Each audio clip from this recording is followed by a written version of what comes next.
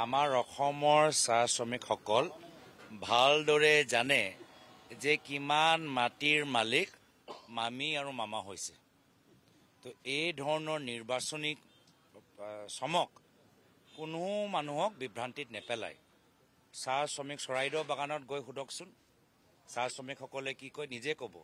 আপোনালোকে কাজিৰঙা ফালে যাওকচোন, শোণিতপুৰৰ ফালে যাওকচোন। তো অসমৰ বিশেষকৈ চাহ শ্ৰমিকসকলে জানে যে কিমান মাটি, কিমান বাগান আজি বিজেপি দলৰ নেতাসকলে কিনিছে, আৰু য'ত য'ত কিনিছে এটাহে কাৰণত কিনিছে যে নিজৰ কলা ধন কেনেকৈ লুকাব পাৰে।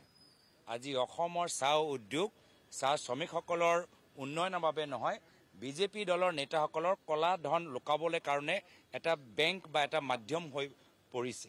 বহুতখিনি সমস্যা আছে।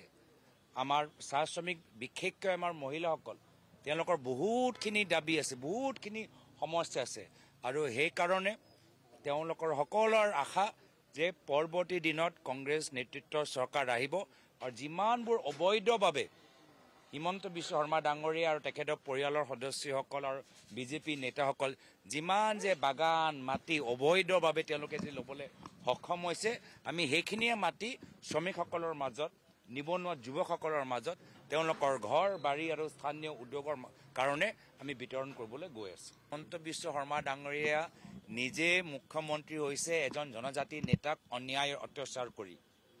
তেওঁ কেতিয়াও অসমৰ খিলঞ্জীয়া থলুৱা মানুহৰ, আমাৰ ছটা জনগোষ্ঠীয়ে হওক বা জনজাতিয়ে হওক, তেওঁলোকৰ উন্নয়নটো নিবিচাৰে। আদি সকলোকে আজি তেওঁ অন্যায় কৰিছে। জনজাতিসকলৰ মাটি আদানী আম্বানীক 1 টকা ৰেটত দিছে, আৰু ছটা জনগোষ্ঠীক আজি তেওঁলোকক ইমান দিনৰ পৰা মাত্ৰ আমাৰ বিভিন্ন জনগোষ্ঠী জনজাতিৰ মাজত কেনেদৰে সংঘাত হ'ব পাৰে তাৰ বাবে তেওঁ এটা ৰণকৌশল তৈয়াৰ কৰিছে। তো সেইকাৰণে হিমন্ত বিশ্ব শৰ্মা ডাঙৰীয়া যেতিয়ালৈকে মুখ্যমন্ত্ৰী হৈ থাকে, অসমৰ খিলঞ্জীয়া মানুহ, জনজাতি বা ছটা জনগোষ্ঠী যে ন্যায় পাব সেইটো মই বিশ্বাস নকৰোঁ।